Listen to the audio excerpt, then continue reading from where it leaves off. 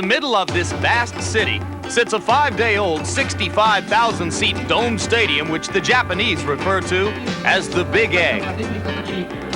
And now we are live in Korakuen Stadium in Tokyo, Japan, as HBO Sports presents World Championship Boxing. Undisputed heavyweight champion Mike Tyson defends his crown against former champion Tony Tubbs in a bout scheduled for 12 rounds. This first major international event in this new stadium follows in a series of appearances which have and will be made here by Western superstars. Both Madonna and Michael Jackson recently began world tours in Tokyo. Mick Jagger will be in here tomorrow night. Today, and we should point out that it is noon Monday here, the Japanese spotlight falls on the heavyweight boxing champion of the world. Hello, I'm Jim Lampley, and I will be commenting on this boxing match along with HBO's two boxing experts, Ray Leonard and Larry Merchant. Ray, let's talk first about the growing stardom and celebrity of Mike Tyson. How do you see it affecting him at age 21? Well, Jim, I think it depends on the personalities. For me, I enjoy the adulations and the accolades from the fans and supporters. But the way I perceive Mike Tyson, he's a guy that doesn't particularly care for the attention. It won't get to him because he's a young man, very determined young man, that is able to shut the world out, because when he fights, he's always on a mission. Indeed, he told a press conference and us here a few days ago that wherever he fights is his home. He is here only to do a job. And Larry Merchant, precisely how difficult is Tony Tubbs likely to make that job for him? Jim, I'd like to say that he has a slim chance of winning, but that would be anatomically inaccurate. It's a fat chance that he might win. But let's keep in mind that the Japanese promoters handpicked him as the opponent because they felt, of all the contenders out there, that he had the best chance to extend the fight with the champion. And they don't want to be embarrassed as they were 15 years ago when George Foreman ended it in 2 minutes. Tony Tubbs indeed does have boxing skills. His problem is that at age 30, his attitude is much like it was at age 13 when he was wandering around the neighborhood in Cincinnati with gloves slung over his shoulder, challenging guys. You fight him for $5 or $10. They look at this pudgy kid and say, sure. And then he'd whip their butt. But I don't think that will work against Mike Tyson. What will probably work would be if Tubbs could manage to be very busy during the fight, but this has already been a very busy period of time for Mike Tyson, who got married on February 7th, and then very shortly after that departed the United States and came here to Tokyo to fulfill a promise he made to the Japanese people back in 1986. When I become the heavyweight champ, I would love to come to Japan and defend my title. And I look forward very much to being there and meeting all the great people in Japan. Bye. And 2 years later, the journey has begun.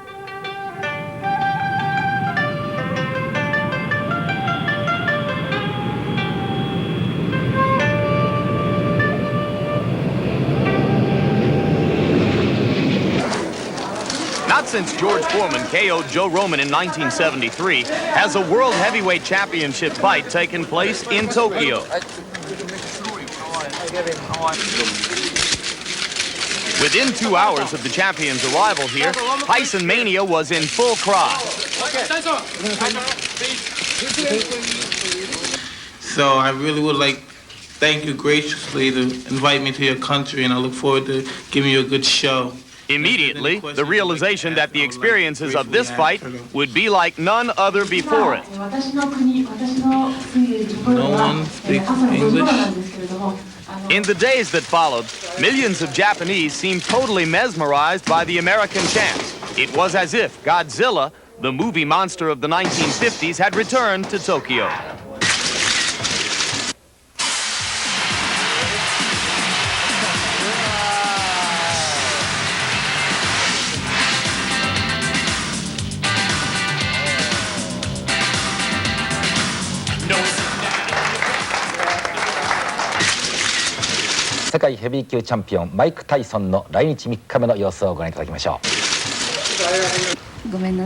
Here, the heavyweight champion's every move has been watched and followed. Even at 4 o'clock in the morning, photographers waited for the chase for one more picture opportunity. It's scary. I don't mind being the champ of the world. and getting the attention I get in America, but you know, this is a whole different dimension once you leave your country and you're a bigger star in other countries than you are in your own country. And I mean, it's frightening to me, it is, you know what I mean? Because I didn't never want to be a superstar. I just wanted to be the champion of the world. In the beginning, most Japanese knew little about Mike Tyson. But as each day passed here, he became exactly the center of attention he claimed he didn't want to be. そうですね。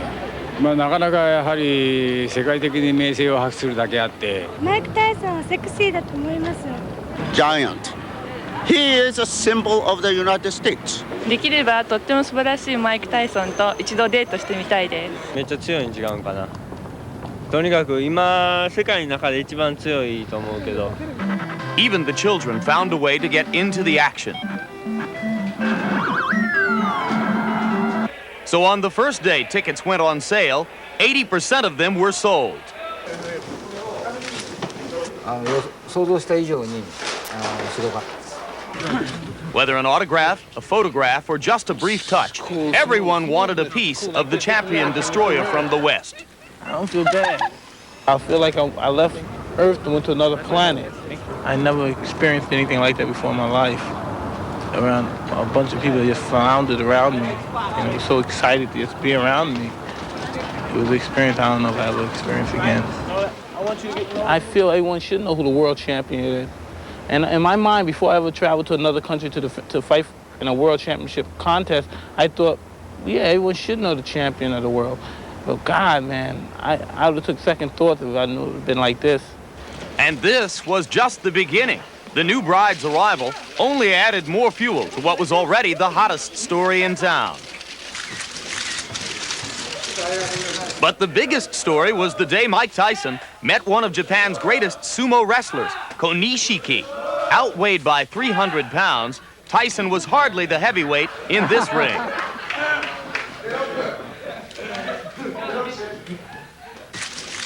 Nor could he imagine how he might become heavier from the sumo's customary meal. How can you get big off this? I eat stuff like this. Training. I eat things like this when I'm on my diet. Yeah. In a matter of days, Mike Tyson captured the hearts of millions. As celebrity to some, as temporary inspiration to others, his journey had just begun.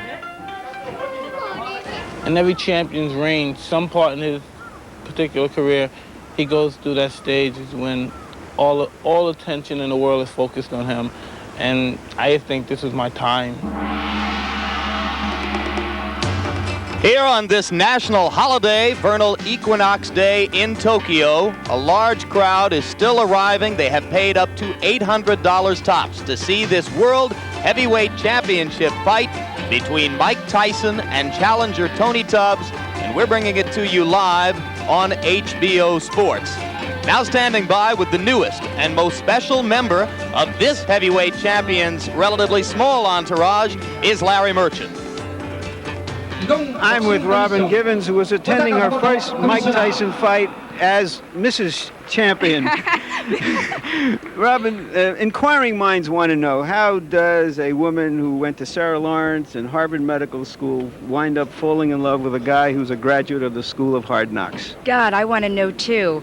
There's something, we have a lot in common, traditional families, and we just sort of love each other. We sort of love at first sight. It was hard in the beginning, but we got through it and we ended up married.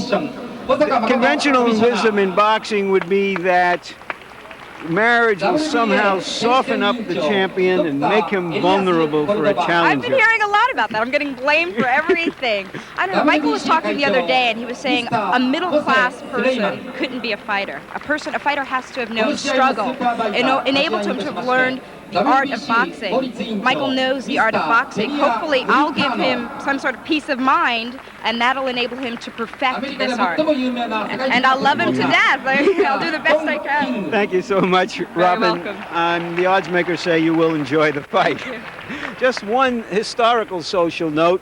Heavyweight champions Jack Johnson, Jack Dempsey, Muhammad Ali, Joe Louis, all married early and often, and it never hurt their careers. Now let's roll out the challenger, the man who wants to end this honeymoon. He does have more ice cream than fire in his belly, but he also really has the stomach for fighting.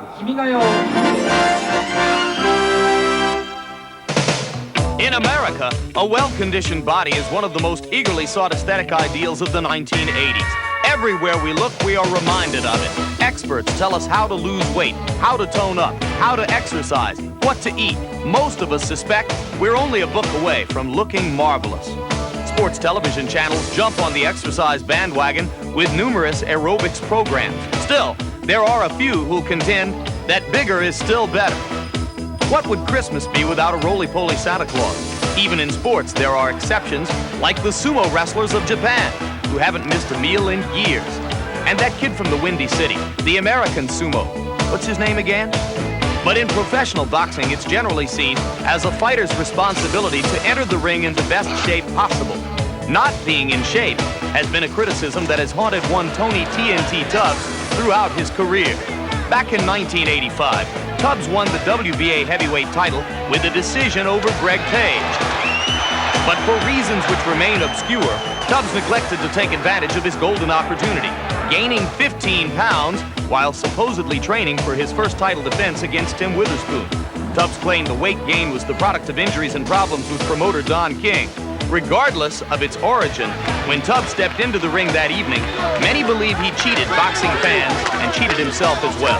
Basically, I never really been in top condition for any fight.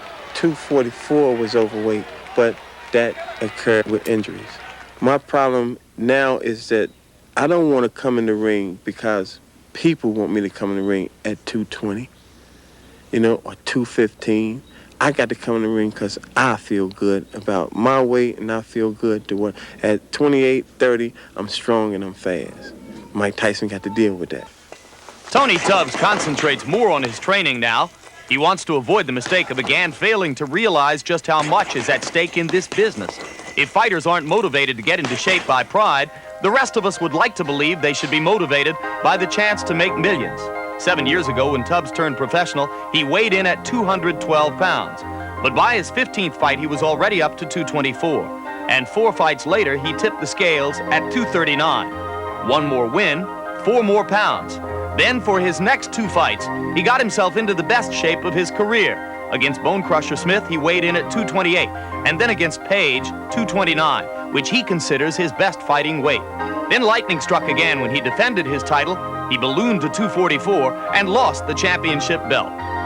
But Tubbs received a second chance when Witherspoon was ruled to have run afoul of a drug test and a rematch was ordered. Controversy followed again when Tubbs, less than a week in advance of the fight, requested it be postponed due to a shoulder problem. The injury was confirmed by independent examination, though skepticism lingered. Now Tony Tubbs is back in training with a new purpose. Even before this bout with the gym began, he was working on shedding weight with the help of former bodybuilding champ Lou Ferrigno. And most recently, he's been given even more incentive by the alleged $50,000 bonus to come in under 235 pounds. I know physically I'm in shape. 230 is my weight. 229, 220 is a plus. But I'll be 230 and hard. Physically, you'll be seeing the new Tony Tubbs. When I step in the ring, everyone say, wow, look at that cat. And the thing about it, once I start putting the moves down on Mike Tyson, I won't change. You know what? This fight might not be hard as y'all think it's going to be, because Mike Tyson is only good for what he can hit. For Tony Tubbs, a chance for redemption is near, but there are new stakes. If he fails to enter the ring with his mind and body 100% prepared for Mike Tyson, this time it could be hazardous to his health. I know right now that I am one of the best heavyweights in the world. I can box better than any of them, and I ain't taking no back seats to none of them. I'm not even taking a back seat to Mike Tyson. Through the perilous fight, o'er the ramparts we watched, were so gallantly streaming, and the rocket's red glare, the bombs bursting in air, gave proof through the night that our flag was still there. Oh, say does that star-spangled banner yet wave o'er the land of the free?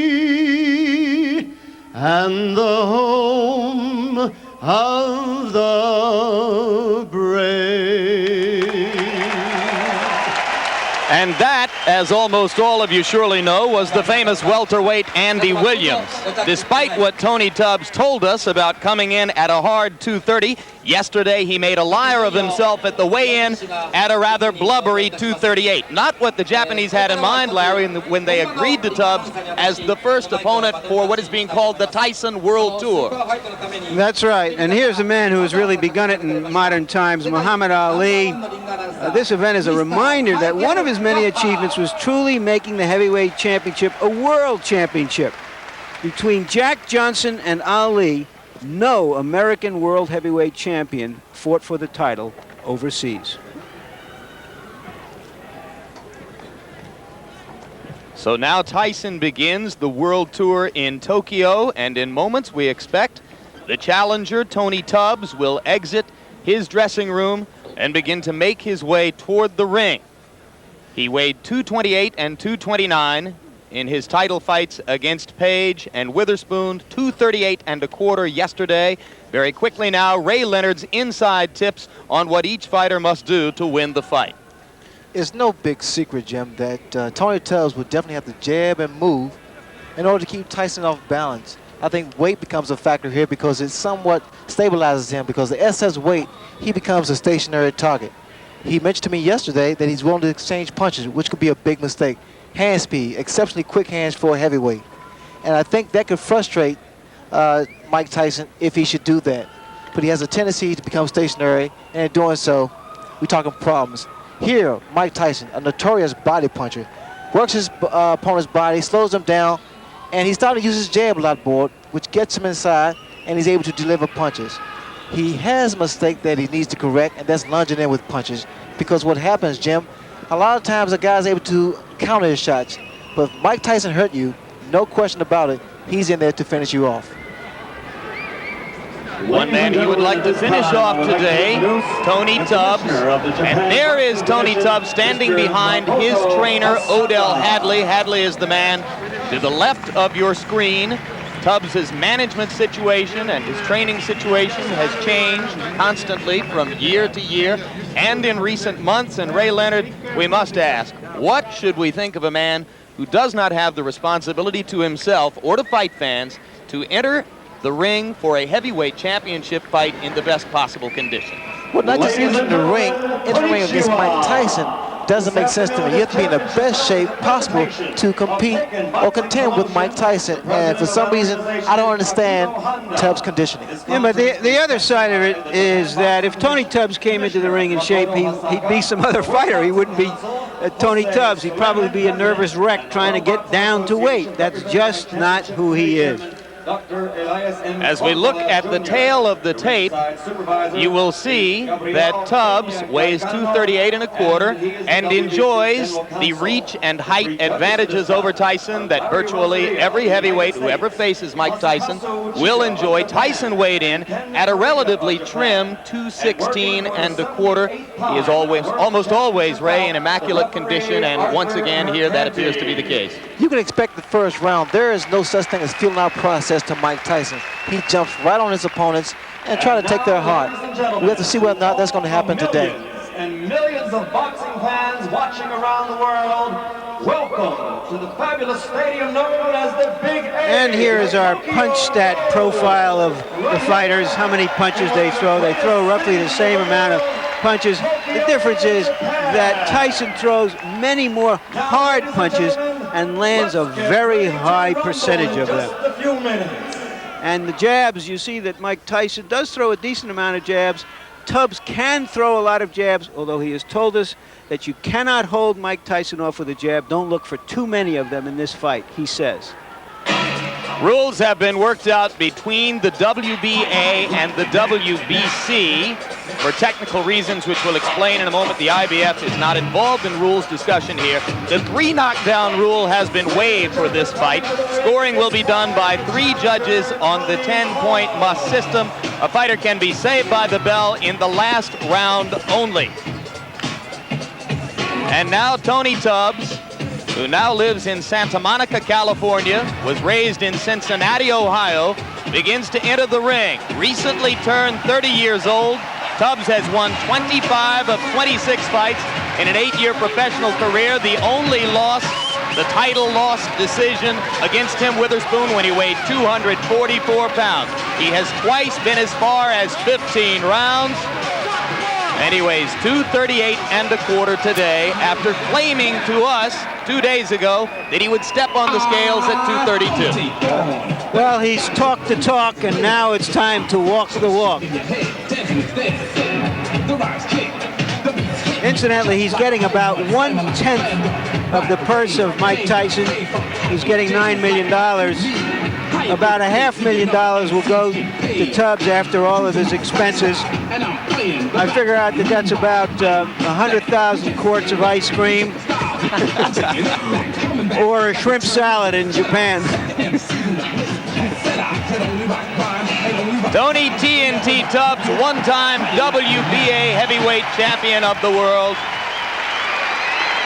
And now a challenger, and the first challenger for Mike Tyson on what is being billed as the Tyson World Tour.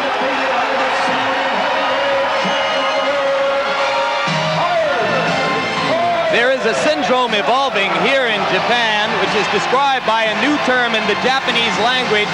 It is called gaitare. It refers to foreign celebrities who are brought here by the overwhelming economic power of the yen currency as opposed to other world currencies. Now joining Madonna, Michael Jackson, and Mick Jagger as gaitare is Mike Tyson. And the interesting thing here is we were led to believe that the Japanese fans would view this more as a show, and that they sit on their hands a lot. But they are truly as excited as people led us to believe they were underneath their impassive masks. Of course, if you have seen Tyson before, you are aware of what is called the gladiator look.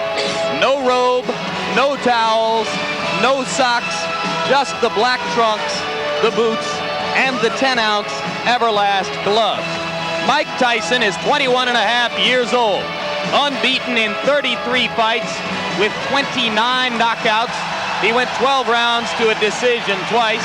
This is his 6th title defense as heavyweight champ, the 3rd defense as holder of the championship in the eyes of all 3 governing bodies. Because of a conflict between local promoters and the International Boxing Federation, only the WBA and WBC title belts are being billed in Japan in connection with the fight. But in reality and in the eyes of boxing fans, it is the unified title which is at stake.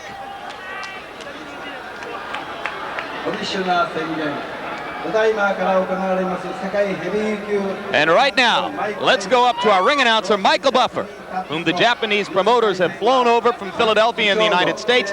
Michael Buffer will deliver the pre-fight introductions.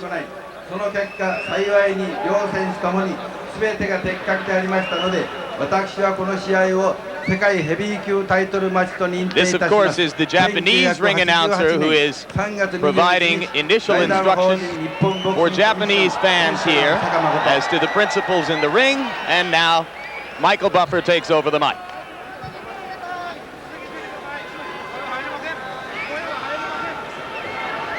And now, ladies and gentlemen, konnichiwa. Good afternoon. This championship bout is a presentation of Taking Boxing Promotions, President Akiko Honda. It is sanctioned by the Japan Boxing Commission, Commissioner Makoto Hosaka, and the World Boxing Council, President Jose Suleiman. The World Boxing Association is represented by Championship Committee Chairman Dr. Elias M. Cordova Jr., The ringside supervisor is Gabriel Peña Garicano. He's the WBC General Counsel. The three judges are Larry Rosadilla of the United States, Masakutsu Uchida of Japan, and Ken Morita of Japan. And working for the 78th time in a world title bout is the referee Arthur Mercanti of the United States. And now, ladies and gentlemen, to all the millions and millions of boxing fans watching around the world, welcome to the Tokyo Dome, the Big Egg, right here in one of the greatest cities in the world, Tokyo, Japan. I would like to introduce in the ring at this time a man known as one of the premier promoters in the world of boxing, Mr. Don King. And now, ladies and gentlemen, let's get ready to rumble! 12 rounds for the heavyweight championship of the world. Introducing first, fighting out of the blue corner. He's wearing his boxing trunks and weighing 238 1/4 pounds with a professional record of 24 victories, 15 by knockout, and only 1 defeat. From Cincinnati, Ohio, he is the second-ranked heavyweight in the world and a former heavyweight champion. Ladies and gentlemen, the challenger, Tony TNT Thorne.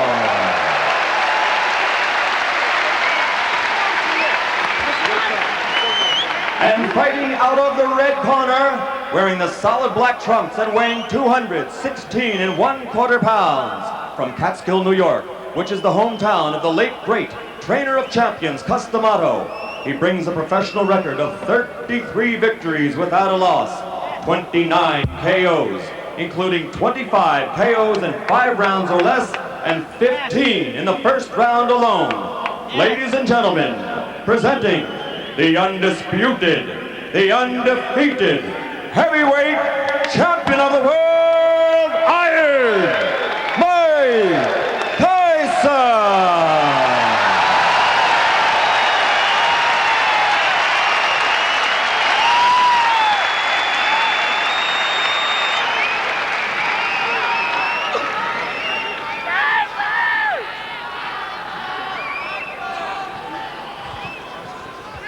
Mike and Tony, you both received instructions earlier in the day, and therefore you know the rules. I wish you both an awful lot of luck now. Return to your corners to await the starting bell. Good luck. That's Arthur McCanty doing his 6th heavyweight championship fight, his 78th world championship fight. Tubbs says he knows how to fight. The champion, everyone says it. It's a little bit more difficult to pull it off. Let's see if he really wants to rumble as he says he does. I see Mike Tyson eyeing the belly, the midsection of Tony Tubbs, so look for him to jump right on him in the first round. Okay, we're all set? All set. Go. Mercanti says they're all set, and there's the bell for round 1. Tubbs throws the jab, and Tyson responds in kind. Go to your right, Greg.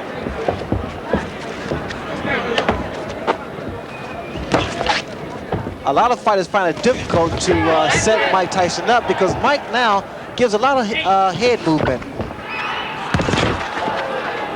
All right, break. I say break, stop, break. One of the big questions has been whether Tubbs would clinch and grab and simply try to survive with Tyson, as did Bone Crusher Smith and Mitch Green. For now, it does not look that way. 6-4. Well, Tubbs stated that he would exchange punches with Tyson because the best way he felt to beat him was to be inside, throw short punches, combinations. And here he selected to do that. I don't necessarily agree with that, Jim, because what happens, Tyson, with his shorter arms and upper body strength, is able to do a great deal of damage to the midsection of his opponent.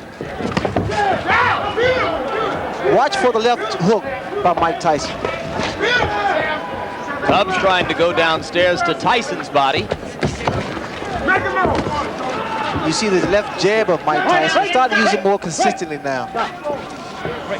He found out that it gets a man into punching range. You can begin to see the startling hand quickness that Tubbs brings. Startling partially because of the shape of his body. Well, here with Tubbs, the uppercut. I also noticed the uppercut of Mike Tyson. He's able to throw the same punch twice, under and over. Tyson missed with the left hook. Earlier, he had landed a wicked right to the kidney. Look for a looping right hand by Mike Tyson because that's the punch I see that Tubbs is vulnerable to. He keeps dropping that left hand. 1 minute to go in round 1. Tubbs landed a left and ducked away effectively. You know what to do, champ. There you go. There you go. There you go. You know what to do, champ. Speed, baby, speed. Come on, sweet. What Tubbs needs to be doing now, he needs to throw 2 and 3 jabs to kind of break the rhythm of Mike. Because what's happened, Tyson started to set up. You need to break that rhythm with a jab. Tubbs throwing the uppercut. A lot of people think he will have to be effective with that punch because Tyson comes in constantly. Well, Tyson also lunged him with an overhand right there, and that's one of the mistakes he makes. 10 seconds to go in round 1.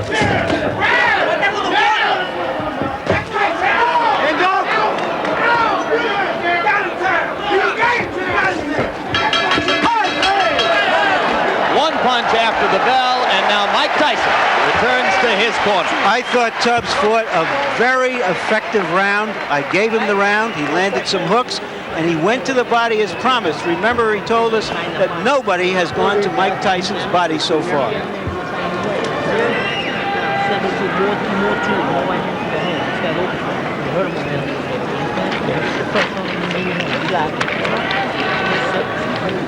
The voice is that of trainer Kevin Rooney. Oh, you got it? 6 on one, half dozen on the other.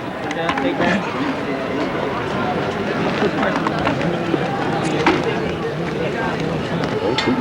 If I make a move forward, move to the right now. Cut into that boom in the foot. You hit him with the right hand to the chin. Just relax. Second down. Second down. Okay, good. Second down.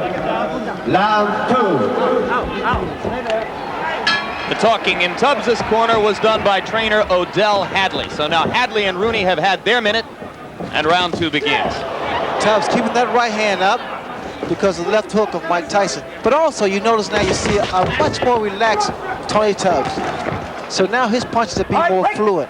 Look at Tyson with the rapid-fire 3 jabs in a row. Something new within the past year. Well, Tyson is starting to improve each time he steps into the ring. But what I see here in Tubbs is pretty much trying to get range so he can drop his right hand, because in his corner they told him to drop the right hand. The left hook lands, but he needs to come back with the right hand.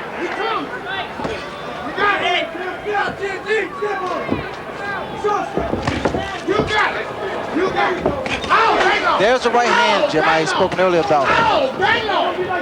You must give Tyson angles. You can't remain stationary. Hands must stay up and stay out of the corners. But indeed, Tony acknowledged in talking with us, Ray, that you couldn't finesse Tyson completely. You have to be willing, as he said, to fight him. Well, you saw that double punch with one hand, sort of a bolo type punch. And those are the type of punches that do a great deal of damage because the body shot and then the uppercut raises the chin up, and then the left hook comes into play. Good uppercut by Tubbs inside. Snap Tyson back a little.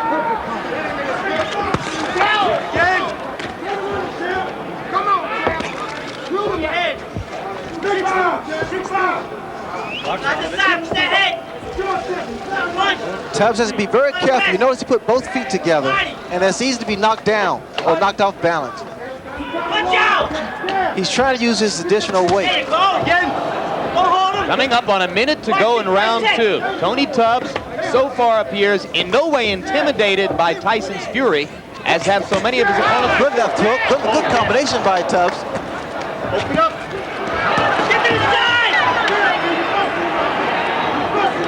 You know, Tubbs just trying to gain respect, and I think he's done that.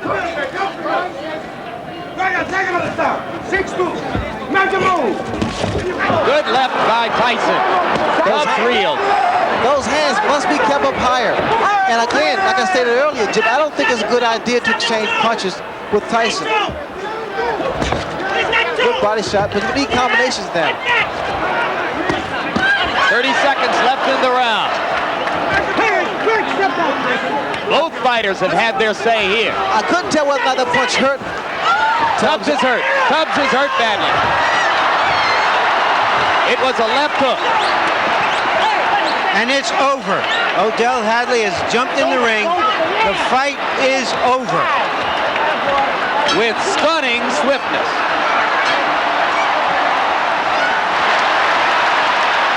And the fans are enjoying. They're showing their appreciation here.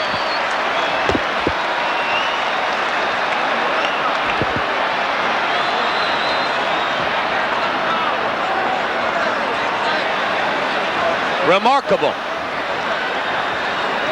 The tide of this fight changed within 15 or 20 seconds. Well, that's what a great puncher can do. The boxer is thinking all the time, and the puncher is punching all the time. The only thing I can say now is that if you thought that whale hunting was outlawed in Japan, we just saw that Mike Tyson hadn't heard about it.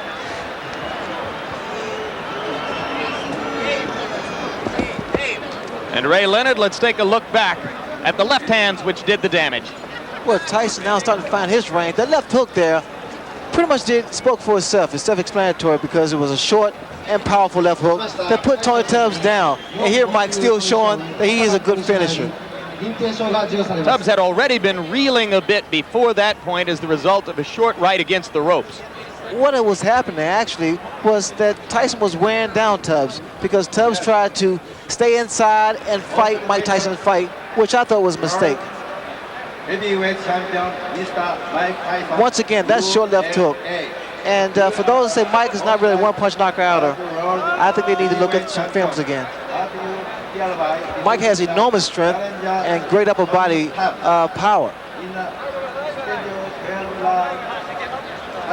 Early now in round 2. That was the punch against the ropes that really started things off. I said a right, it was in fact a left right on the forehead. But you can appreciate the power of Mike Tyson because that punch hit him on the temple, and it wasn't really a 6-inch punch, it was shorter than that. So Tony Tubbs becomes the latest in the string of victims. Tyson's 30th knockout in 34 times in the ring. And the Japanese, who were so disappointed 15 years ago by George Foreman's one-round knockout of Joe Roman, got about 2.5 minutes more this time. But Jim, you also have to commend the corner of Tony Tubbs because they was in there for the welfare of his safety because they saw the power of Mike Tyson and they saw that the man was hurt and was indeed down. Interestingly, Ray, one of the things that Tubbs had seemed to demonstrate throughout his 26-fight career up to that point was a pretty good chin. Well, he has a very good durable chin, but again, that's Mike Tyson there. And right now, let's go up to ring announcer Michael Buffer for the official statistics on this one. Ladies and gentlemen, here's the official time. 2 minutes, 54 seconds of the second round. The winner by knockout victory. Now 34 consecutive victories. Still the undefeated, undisputed heavyweight champion of the world, Iron Mike Tyson.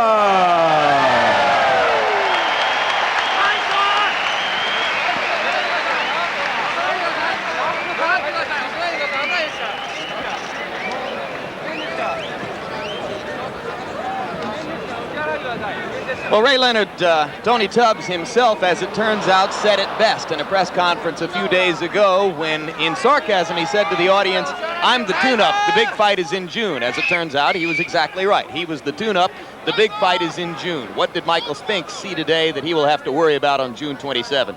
Well, I'm sure that Michael Spinks saw the power of Mike Tyson and that Mike Tyson is indeed getting better and better, more patient and more destructive in a sense. And right now, that young man is with Larry Merchant, so let's go straight up to the ring. All right, Mike Tyson, it seemed that Tony Tubbs went right at you and tested you, and you were a little bit too strong from him, but he was effective until you hurt him. Well, he was effective because I planned it that way. I was looking for the opening because I planned for him to run, and then when I saw he came such a easy target to hit, I was just planning and planning. And he had his hands up very high. I was surprised that he had his hands up so high. And so I started hitting to the body and bringing it up in the middle. And then as soon as he brought his hands out, I saw his eyes and I aimed right for his eyes. He said that nobody had ever gone to your body before and he wanted to try you there. He did hit you a few blows there. Did he hurt you at all, distract you even? Not at all. My mission is to go and destroy and not to let anything get involved. If you get punched, you get hurt. I refuse to be hurt, knocked down, and knocked out. I can't lose. I refuse to lose. What was your response to the audience here, which is kind of quiet compared to the crowds in America? Did you hear anything or not at all? anything? Not at all. I knew there were people scratching me when I was coming through, but I had such an intense tunnel vision. My objective was just to get in there and get my hands on my opponent. When he didn't come out moving and jabbing and doing those kind of things, what was your first thought about Well, I that? said, well, this is going to be a complicated fight. It's going to be a fight. He came to fight. And, you know, and for the last moment, I prepared for him to just come out swinging because Kevin said he's going to come out and try to rough you. Did he at all try to rough you up? Absolutely. I felt the tip of his glove around my eye. I don't know if it was the thumb, but in fighting, you're in a hurt business. You can't complain. And he was there to complain. Is it just a question, do you feel, that no matter what anybody's plan is, that your power will negate any plan? Plan is better. The objective is to win. We don't fight by book technology or anything. We come to fight the authentic way. When you see a man come out and he's obviously that out of shape and heavy, does that lull you in any way in the first round? Not at all, not at all. That was his prerogative to come out the way he did. My job is to finish him off. You see, if he would have went 10 rounds, 6 rounds, 7 rounds, then someone could say something critical towards my performance. But he came out a tough performance. He didn't come like a guy that just came to pick up a payday. He got hit with a solid shot. It looked like it was above the eye, but I tried hitting exactly in the eye. And he took a great shot and he went down. But if he would have lasted 6 or 7 rounds and he was out of shape, then you could criticize me. But he came to fight. And if anybody could criticize that he was out of shape, I did what's supposed to have been done to a person that was out of shape. I got rid of him quick. This is your first fight as a newlywed. Were you thinking about that at all? Did you want to put on a special performance in any way? Not at all, because when I'm in the ring, I'm objective, tunnel vision, and it's just, this is my world in here. I have to ask you one last question, Mike. In an article in Sports Illustrated that's on the stands now back in the States, it was said that sometimes after a fight, because you have so much adulation now and everybody's around you, you feel you have to go back, put a mask on, beg for quarters, go back to your old neighborhood. Is that true? No, I don't do that. I said me and my friend do it once in a while for a joke. Because he makes a joke, because, you know, people always say, Mike Tyson, you have a lot of money, you do this and that. So one day, me and my friend Rory, let's go, we put on mags and baggy clothes and bummy clothes, and we went on the street begging for money, just as a personal joke for myself. So we won't have to throw any charity for you. No, not at all. Thank you very much, Mike Tyson. And now back to ringside with Jim. All right, Larry, thank you very much. And one brief personal note, you saw behind Mike's shoulder there his co-manager, Bill Caton. For the first time since Mike's been fighting as a professional, the other co-manager, Jim Jacobs, has not been able to make this trip. He's back in a hospital room in New York recovering from an illness, and we would all like to offer our personal best wishes to Jim and wish him a speedy recovery and look forward to seeing him in Atlantic City on June 27. Ray, we heard the essence of Mike Tyson's ring intelligence there. This is a fight. You make no excuses. You come to destroy your opponent. Right now, we'll look back at round 2, and you tell us exactly how he did it. Well, there's no question about it, Jim, that Mike Tyson is always on a mission when he's in the ring. And I think it's difficult for fighters to deal with him because he doesn't have a feeling out process. In other words, he doesn't see whether or not he can land a jab or right hand. He goes right at you, and he goes in there for the kill. And we're going to take a look back now at the entire second round, Ray, from the handheld camera angle, which will give you a feel of what it looked like to us from ringside. Remember that Larry Merchant himself commented that he thought Tubbs fought a very effective first round, and in fact scored the first round for Tubbs. I thought it was pretty close to even, but certainly I thought Tubbs had given an impressive account of himself in round 1. The first round, that's the way you fight Mike Tyson, or compete with Mike Tyson, rather, because you have to give him angles, jab. You see the jab, how effective it is, movement, never a stationary target, because what happens here, when you become stationary, Mike Tyson works your body, he brings your hands down, and then he goes for the kill. I thought the first round was a pretty good round for Tubbs, although I would have preferred to see a lot more movement, a lot more left jabs thrown. Do you think that fatigue was becoming a factor this early in the fight for Tony?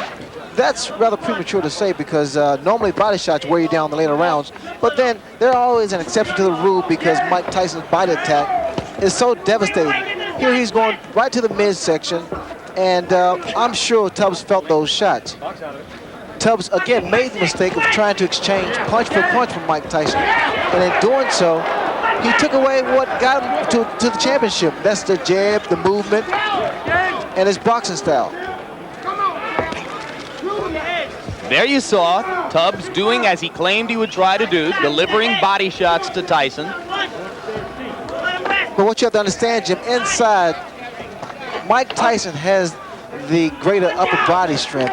And he has the shorter punches. He throws more combinations inside, and they're short because his hands are very fast too for a heavyweight.